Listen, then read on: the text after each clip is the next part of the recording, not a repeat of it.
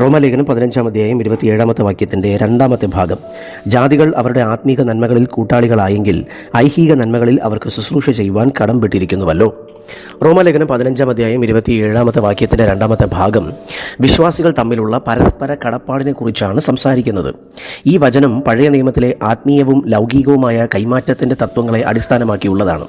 ലേവ്യ പുസ്തകം 7 അധ്യായം 35 മുതൽ 36 വരെയുള്ള വാക്യത്തിലും സംഖ്യാപുസ്തകം 18 അധ്യായം 21 വരെയുള്ള വാക്യത്തിലും പുരോഹിതന്മാർ ജനങ്ങൾക്ക് വേണ്ടി ആത്മീയ സേവനം നടത്തുമ്പോൾ ജനങ്ങൾ അവരുടെ ലൗകിക ആവശ്യങ്ങൾക്കായി ദശാംശവും വഴിപാടുകളും നൽകണം എന്ന നിയമം നിലനിന്നിരുന്നു.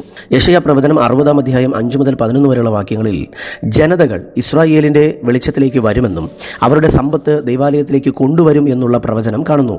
ആത്മീയ രക്ഷ ലഭിക്കുന്നവർ ലൗകികമായ നന്ദി പ്രകടിപ്പിക്കും എന്നതിൻ്റെ സൂചനയാണ് ഇവിടെ നമുക്ക് കാണാനായിട്ട് കഴിയുന്നത്. വിശുദ്ധ പൗലോസ് ദൈവത്തിന്റെ പരിശുദ്ധാത്മാവിനാൽ ഈ വചനം ഇവിടെ എഴുതുവാൻ കാരണമെന്താണ്?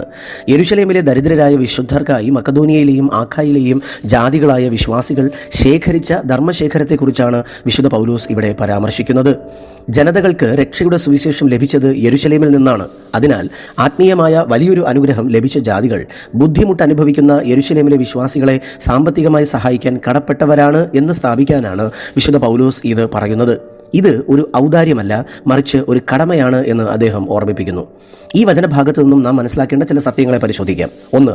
നമുക്ക് ആത്മീയമായ വളർച്ച നൽകുന്ന വ്യക്തികളോടും സമൂഹത്തോടും നമുക്ക് ലൗകികമായ ഒരു കടപ്പാടുണ്ട്. സാമ്പത്തികമായ പങ്കുവയ്ക്കലിൽ യഹൂദനെന്നോ ജാതീയനെന്നോ വിശ്വാസികൾക്കിടയിലുള്ള വേർതിരിവ് ഇല്ലാതാക്കുകയും സഭയെ ഒന്നായി നിർത്തുകയും ചെയ്യുന്നു. 3. ദൈവത്തിൽ നിന്നും ലഭിച്ച ആത്മീയ നന്മകളോടുള്ള നന്ദി നാം പ്രകടിപ്പിക്കേണ്ടത് നമ്മുടെ സഹോദരങ്ങളെ ലൗകികമായി സഹായിച്ചുകൊണ്ടാണ്. ചുരുക്കത്തിൽ ആത്മീയമായി ലഭിച്ച അനുഗ്രഹങ്ങൾക്ക് പകരമായി ലൗകികമായ സഹായം നൽകുന്നത് വിശ്വാസത്തിന്റെ ഭാഗമാണ്. സുവിശേഷം തന്നവരോടുള്ള ഉത്തരവാദിത്വം നാം മറക്കരുത്. ഇന്ന് ഈ വചനത്താൽ ദൈവം നിങ്ങളെ സമൃദ്ധമായി അനുഗ്രഹിക്കുമാറാകട്ടെ. ആമേൻ.